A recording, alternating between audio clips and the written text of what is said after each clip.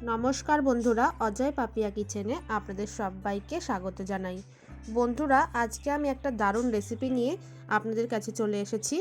আজকে আমি আপেল পিঠা আপনাদেরকে বানিয়ে দেখাবো, যেটা কিন্তু দেখতে যতটা সুন্দর হবে আর খেতেও হবে ততটাই টেস্টি।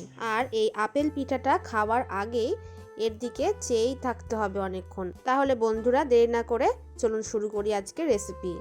আপেল পিঠা বানানোর জন্য প্রথমেই আমি পুর তৈরি করে নেব। তার জন্য একটা নারকেল আমি কুড়িয়ে নিয়েছি, আর এদিকে নিয়ে নিয়েছি 250 গ্রাম পাটালি গুড়। এবার ওভেনের মধ্যে কড়াই বসিয়ে নিয়ে কড়াইয়ের মধ্যে দিয়ে দিচ্ছি 1 টেবিল চামচ পরিমাণে ঘি। ঘিটা ভালোভাবে কড়াইয়ের চারপাশে একটা খুন্তির সাহায্যে চাড়িয়ে নিলাম।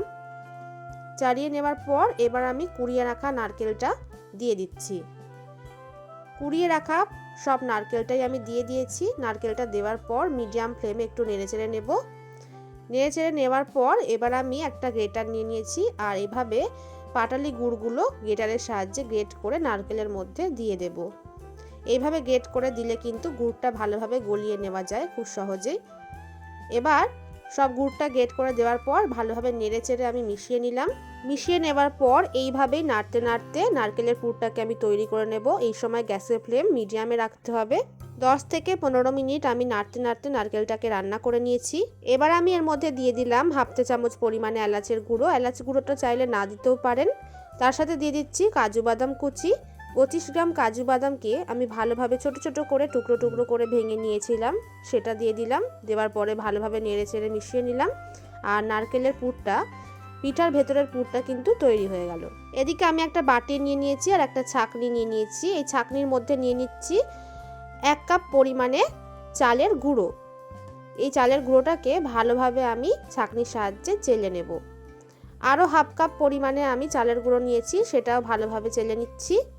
চেলে নেবার পর এবার এই চালের গুঁড়োর মধ্যে দিয়ে দিচ্ছি 1/2 চা চামচ পরিমাণে নুন।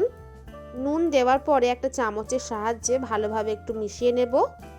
মিশিয়ে নেবার পর এখানে আমি নিয়ে নিয়েছি এবার 1 কাপ পরিমাণে গরম জল। এই জলটা দিয়ে এবার এই চামচটা দিয়ে ভালোভাবে একটু নাড়িয়ে চাড়িয়ে এইভাবে মেশাতে থাকবো। এই সময় কিন্তু হাত দিয়ে মিশিয়ে নেওয়া যাবে না, কারণ জলটা কিন্তু অনেকটাই গরম থাকে। আরও 1 কাপ পরিমাণে জল আমি নিয়ে নিয়েছি। জলটা দিয়ে এইভাবে চামচের সাহায্যে মিশিয়ে নিচ্ছি। আপনারা দেখুন বন্ধুরা, আর পুরো জলটা কিন্তু লাগেনি, 1/2 কাপ পরিমাণে জল লেগেছে। পরের বারে যে 1 কাপ জল নিয়েছিলাম সেখান দিয়ে 1/2 কাপ জল লেগেছে আমার। তারপরে ভালোভাবে আমি মেখে নিলাম। এই দেখুন, মেখে নিয়ে একটা ডো তৈরি করে নিয়েছি। আর ডোটা কিন্তু এরকম একটু নরম করেই তৈরি করতে হবে। এবার এই ডোয়ের মধ্যে থেকে আমি লেচি কেটে নেব। লুচি বানানোর জন্য যেরকম লেচি আমরা তৈরি করি সেই রকম সাইজেরই লেচি আমি তৈরি করে নিয়েছি। এই দেখুন, এবার এই লেচিগুলোকে হাতের সাহায্যে এভাবে একটু গোল করে নেব। সব লেচিগুলোকেই গোল করে নেওয়ার পর এবার এদিকে আমি নারকেলের পুরটা নিয়ে নিয়েছি। এই পুরটাকে এবার আমি গোল গোল করে বানিয়ে নেব। যতগুলো লেচি আমি তৈরি করেছি চালের গুঁড়োর, ততগুলোই নারকেলের পুরের গোল আমি বানিয়ে নিচ্ছি এইভাবে গোল গোল করে। এই দেখুন, এবার এদিকে আমি একটুখানি চালের গুঁড়োর ডোয়ের মধ্যে থেকে আমি রেখে দিয়েছিলাম। এবার এই ডোয়ের মধ্যে থেকে আমি ছোট ছোট পাতা তৈরি করে নেব, আপেলের পাতা। এই দেখুন, এইভাবে আমি পাতা তৈরি করে নিচ্ছি। সামান্য একটু পরিমাণে নিয়ে ডোয়ের মধ্যে থেকে এইভাবে হাতের সাহায্যে আমি পাতাগুলো তৈরি করে নিলাম। এবার এইভাবে লেচির গোল্লাগুলো নিয়ে নিয়েছি আর পুরটাও নিয়ে নিয়েছি। একটা লেচি নিয়ে এইভাবে বাটির মতো করে নিলাম। বাটির মতো করে নেওয়ার পর একটা নারকেলের পুর এর ভেতরে দিয়ে ভালোভাবে এবার মুখটা বন্ধ করে দিচ্ছি। পুরটা ভরে দেওয়ার পর এইভাবে ভালোভাবে মুখটা কিন্তু বন্ধ করে দিতে হবে। এইভাবে করে নেওয়ার পর হাতের সাহায্যে আবারও ভালোভাবে একটু গোল করে নিতে হবে। একইভাবে এবার সবগুলোকে আমি বানিয়ে নেব। বন্ধুরা, আবারও একটা আপনাদেরকে করে আমি দেখিয়ে দিচ্ছি। একটা লেচি নিয়ে এইভাবে হাতের সাহায্যে একটু বাটির মতো করে নিচ্ছি।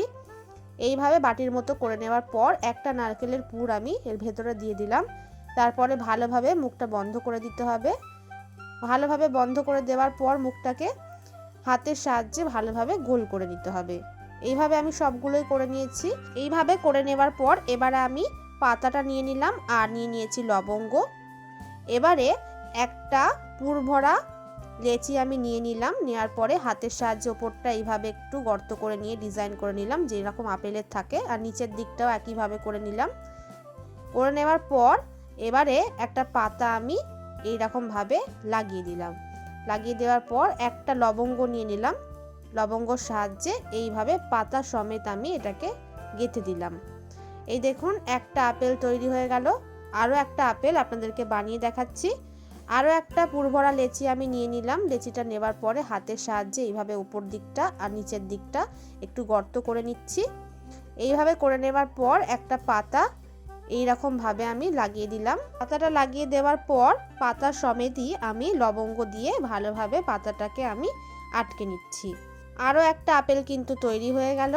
একইভাবে আমি সবগুলোই বানিয়ে নিয়েছি। তো বন্ধুরা, আপনারা দেখতেই পাচ্ছেন যে এখনই কতটা সুন্দর দেখাচ্ছে। এবারে আমি দুটো বাটি নিয়ে নিয়েছি। একটা বাটির মধ্যে নিয়ে নিচ্ছি রেড ফুড কালার, আর একটা বাটির মধ্যে নিয়ে নিচ্ছি গ্রিন ফুড কালার। এবার একটা তুলি নিয়ে নিয়েছি।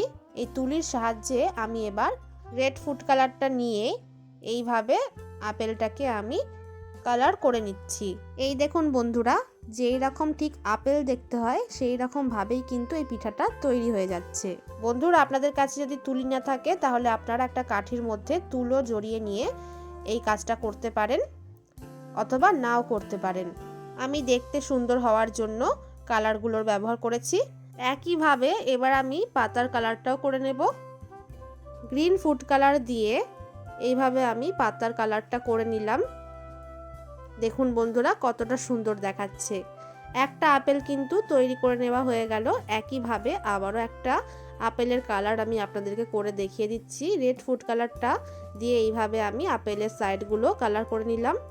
তারপরে একইভাবে পাতার কালারটাও করে নিলাম। আরও একটা আপেল কিন্তু তৈরি করে নেওয়া হয়ে গেল।